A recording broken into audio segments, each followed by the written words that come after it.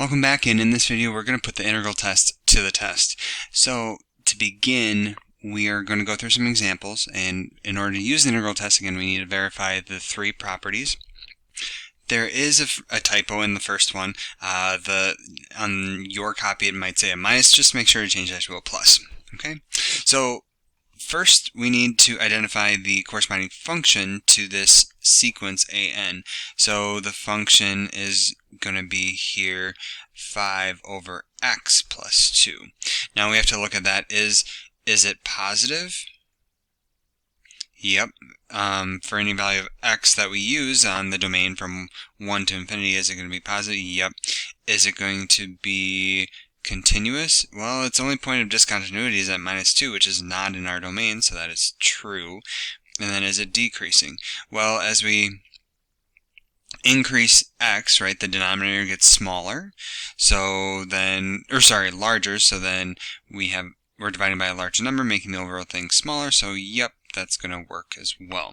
Okay, so we can use the integral test. So we just need to look at the convergence of the integral from 1 to infinity of 5 over x plus 2 dx. And now this is where we have to remember our skills from improper integrals. Okay, well, can't really have infinity to bound, so let's change that to a limit as t approaches infinity of 1 to t of 5 over x plus 2 dx. Okay, and then we can evaluate this. Okay, and you have to do a u sub, and so then what we end up getting here is the limit as t approaches infinity.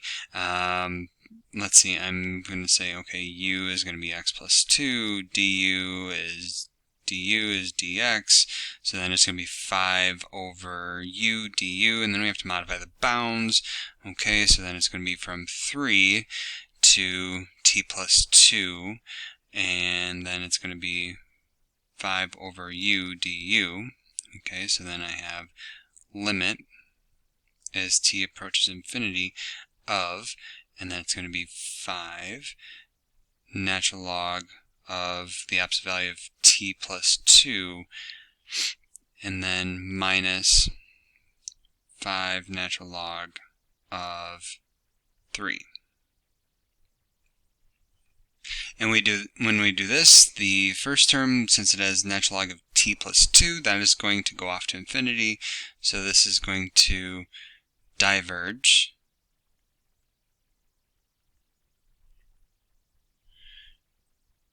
Okay, so then that means that this series, n is equal to 1 to infinity of 5 over n plus 2, diverges by integral test.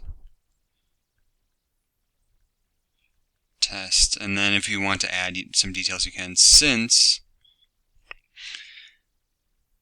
the integral from 1 to infinity of 5 over x plus 2 dx diverges. Okay, so that would be a very nice conclusion. Okay.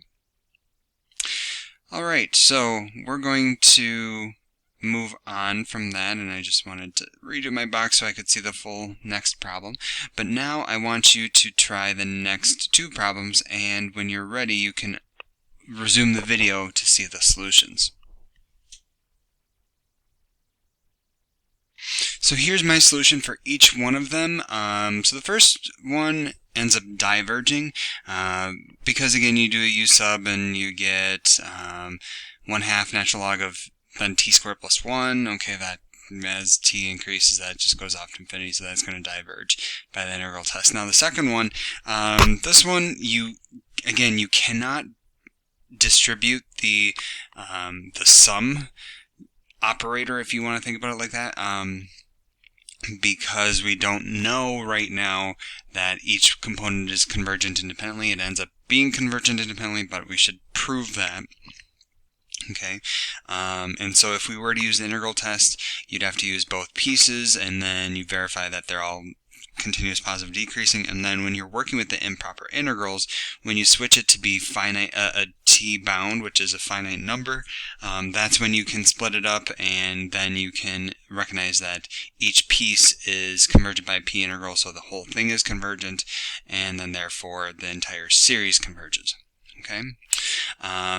So I mentioned there's p integral convergence previously, and we saw that when we were working with improper integrals. Now, the equivalent statement is a p-series theorem that I like to use. We just say that the series is convergent if p is bigger than 1, and otherwise it is divergent. Okay, so just an example on this, or where it might come in useful, is something like this, and I believe you have a homework question related to this. So we want to know for which values of this series, or which values of p does the series converge. Okay, so to do this, we can analyze the associated improper integral from 2 to infinity of 1 over x ln x to the p dx. And when we look at this, okay, so we'll come back and we'll look at, is it positive, blah, blah, blah. We'll do all those conditions in a minute. But right now, you would want to do a u substitution to go further in this calculation. Ln of x, and then du is dx over x. Okay, so then this is going to be equivalent to, I'll worry about the bounds in a minute, and I should actually have a limit as t approaches infinity out in front, but I'm going to get 1 over u to the p du, and then the bounds are going to be natural log of 2, and then it'll be natural log of t, because I'd have to change that to a t and whatnot.